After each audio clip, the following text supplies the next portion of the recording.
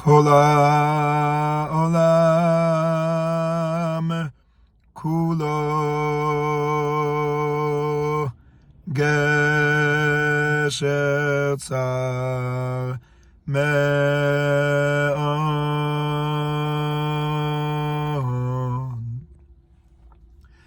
ve'haklal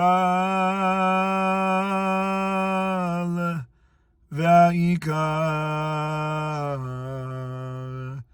lo le'itpachad klal. I had the zchut on Friday, Erev Shabbat, to sit with our 6 chayalim that came out of Gaza for the first time in 80 days. Maybe not straight in Gaza in 80 days, but haven't been out for 80 days. Gaza for about 50 somewhat days. We sang this song together. They didn't know when we were singing it that it was connected to our parsha.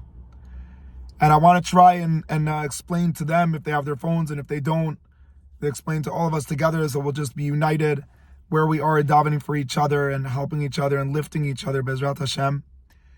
That Rabbi Nachman says that the Olam is a gesher. And the question, obviously, what was he intending? What was he trying to say? And one of the options is that he was saying that there's two things about a gesher. Number one is that you need to know where you're going. And number two, just as important, you have the actual bridge that teaches you how to get there. And the combination of those two things, that there's somewhere I want to go that's, let's say, right now a little bit far away, a little bit distant, a little bit difficult, needs to also have a combination with an actual bridge that deals with the step-by-step to get to that big dream, that big vision that's at the end of the gesher. When we open our parsha, we see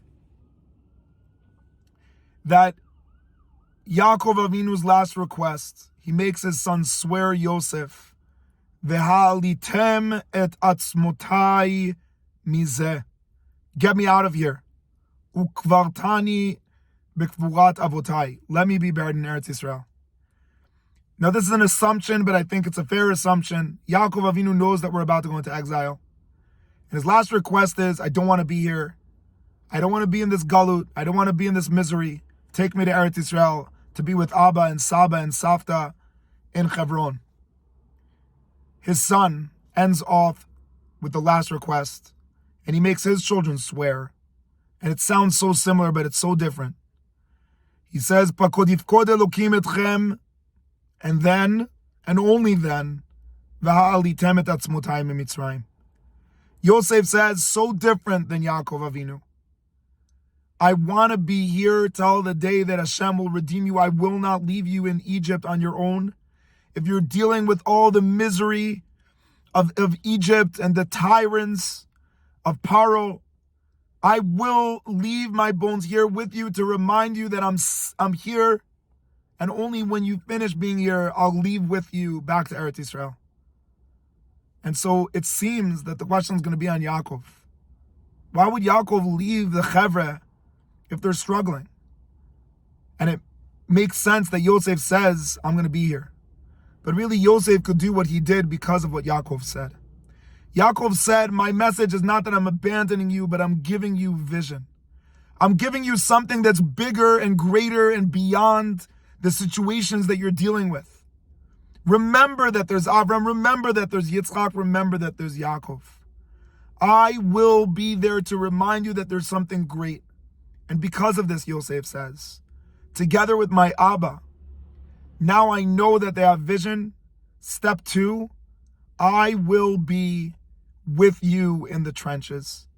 And I will walk with you through the difficult times until we get back to that vision. But this duality of Yaakov and Yosef together is maybe one of the most important things about the bridge. Yaakov says, let's first ask, where do we want to go? Do we really have a vision?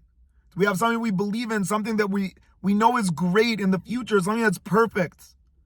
And then stage 2, we need to be able to be involved in the moment and deal with the present. And that combination will be seen throughout history.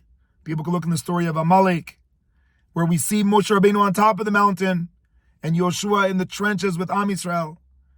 And if anyone knows Shai Agnon, we have Maaseh is with the grandfather that's in the Galut versus the grandson that's in Eretz Yisrael, and together saying to each other, we need to realize that we need the great vision of where we want to go and where we want to get to, and we want Mashiach. We want Mashiach. We want Mashiach, but therefore we're also going to act like Mashiach. Bezrat Hashem.